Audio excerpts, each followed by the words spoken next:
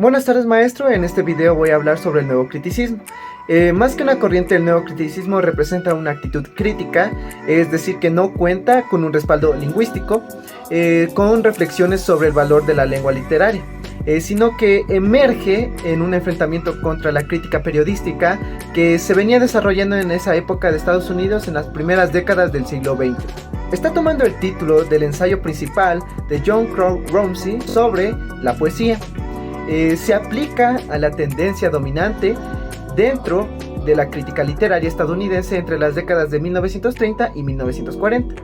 Los principales figuras a la nueva crítica fueron John Crow Rumsey, Clint Brooks, Kenneth Burke, Allen Tate y William Curtis Winsat. La nueva crítica fue en gran parte una reacción al enfoque histórico-filosófico de la literatura, que fue dominando en las universidades americanas en las primeras décadas del siglo.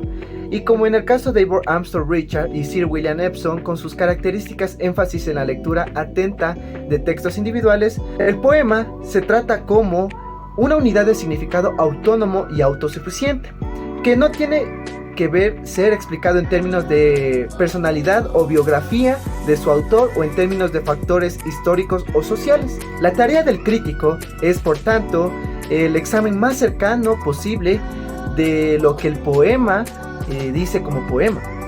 Exámenes tan minuciosos excluyen la posibilidad de parafrasear. Los nuevos críticos son mordaces sobre la opinión del sentido común que un poema contiene y un significado en prosa que puede ser extraído o parafraseado.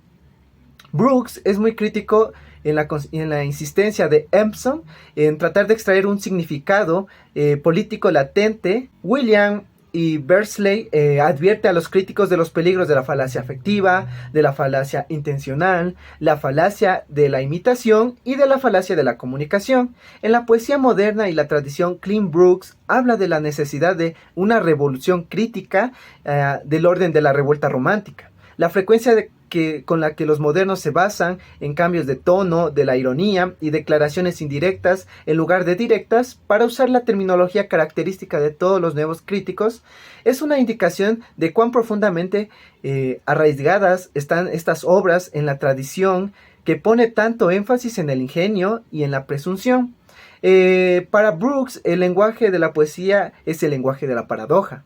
Para Winsat, la metáfora es la estructura más característica de la poesía concentrada. La aparición de cosas difíciles o poesía concentrada es principalmente una cuestión de intuición simpática. La nueva crítica es profundamente anticientífica y se pone a la éstasis del lenguaje científico, especialmente cuando se aplica a la poesía.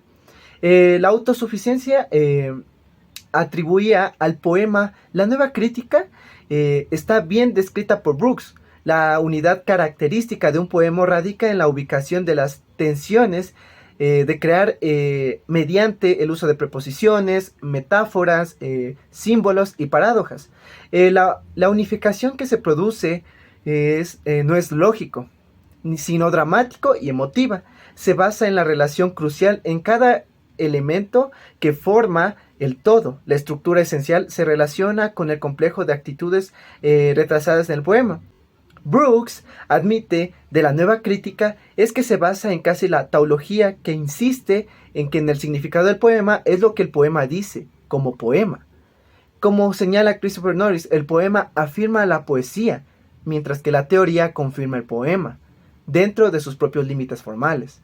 En conclusión, el nuevo criticismo se llega a hablar de materiales tanto de forma como fondo y de construcción a través de la cual constituye el poema.